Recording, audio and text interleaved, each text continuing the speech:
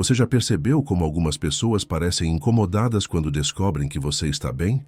Não é curiosidade, não é saudade. É algo mais profundo e mais sombrio.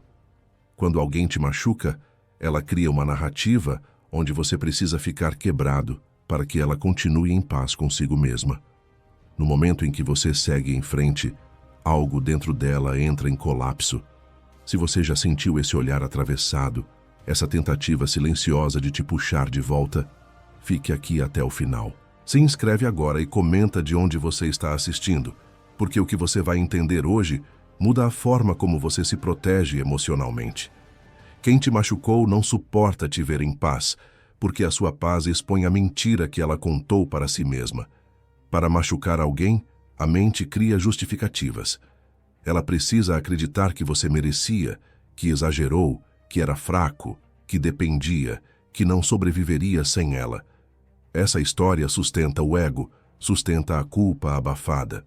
Quando você aparece tranquilo, inteiro, silenciosamente forte, essa história desmorona. E quando a narrativa cai, a culpa sobe. A sua paz é um espelho que reflete aquilo que a outra pessoa tentou evitar.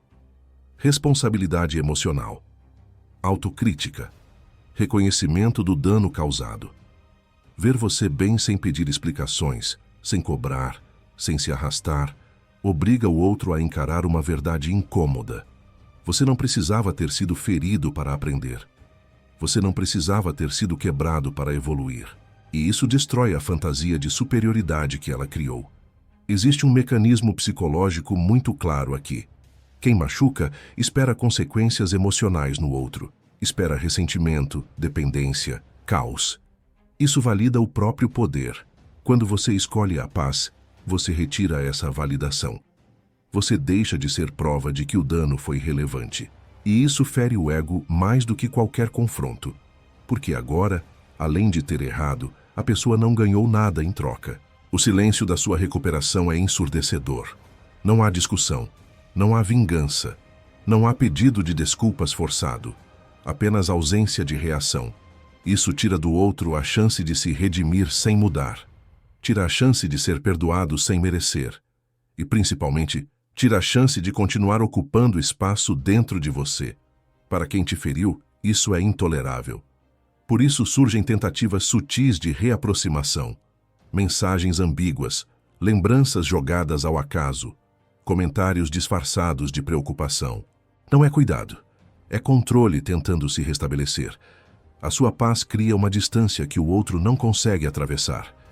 E em vez de respeitar, ele tenta perturbar. Porque enquanto você estiver em paz, ele não está. O estoicismo ensina que a maior vitória é não precisar vencer ninguém. Quando você está bem, você não precisa provar nada. E isso desmonta qualquer jogo psicológico. Quem te machucou esperava um papel específico de você, o da vítima, do ressentido, do dependente emocional. Quando você se recusa a representar esse papel, você quebra o roteiro que sustentava a dinâmica. Existe também o fator da comparação silenciosa. Quando o outro percebe que você evoluiu emocionalmente, enquanto ele continua repetindo padrões, surge a inveja moral. Não é inveja do que você tem, é inveja de quem você se tornou. Calmo, centrado, imune. Sua estabilidade denuncia a instabilidade dele. Sua maturidade expõe a imaturidade dele. E isso dói. Por isso, quanto mais em paz você fica, mais desconforto você gera. Não porque você está provocando, mas porque você não está mais disponível para carregar dores que não são suas. A sua tranquilidade mostra que o sofrimento não era inevitável, que era possível agir diferente. E isso coloca um peso enorme sobre quem escolheu ferir.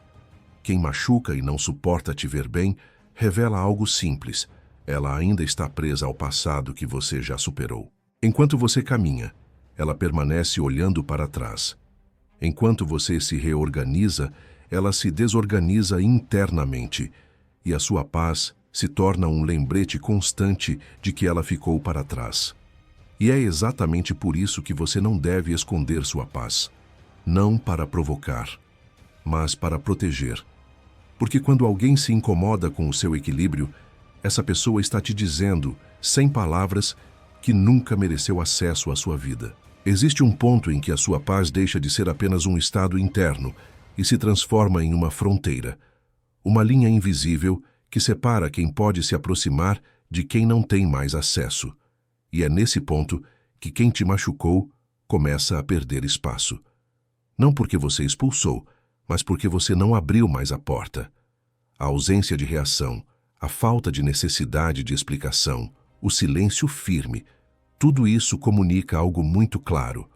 Você não está mais disponível para repetir o mesmo ciclo. Quem te feriu costuma carregar uma necessidade constante de validação.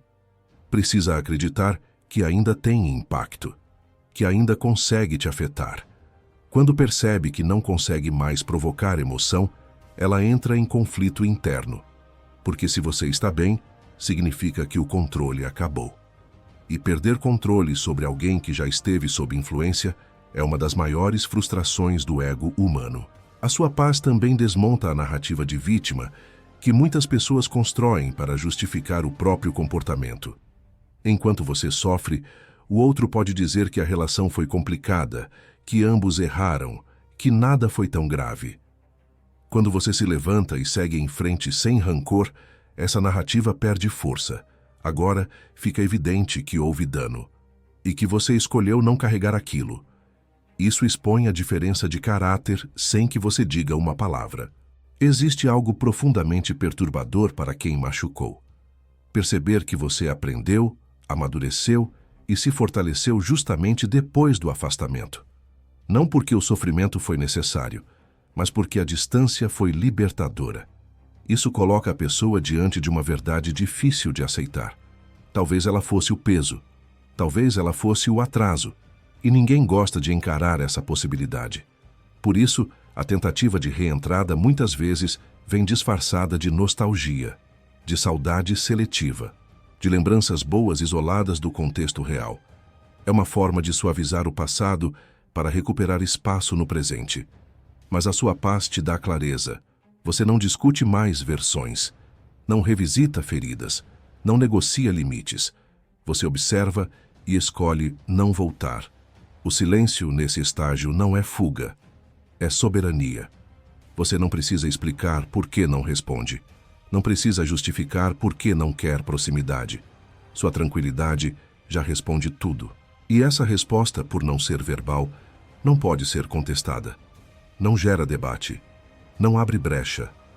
Ela simplesmente existe. Quem te machucou e se incomoda com a sua paz, não quer a sua felicidade. Quer alívio para a própria consciência. Quer se sentir menos culpado.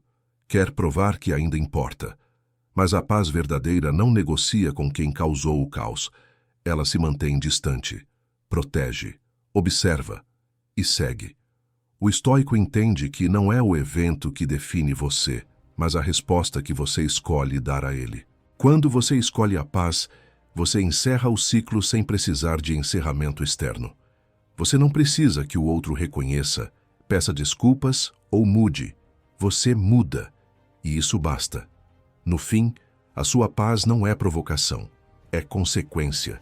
Consequência de ter escolhido a si mesmo. E se isso incomoda quem te machucou, isso apenas confirma que o afastamento foi a decisão correta. Quem não suporta te ver bem, nunca esteve do seu lado de verdade.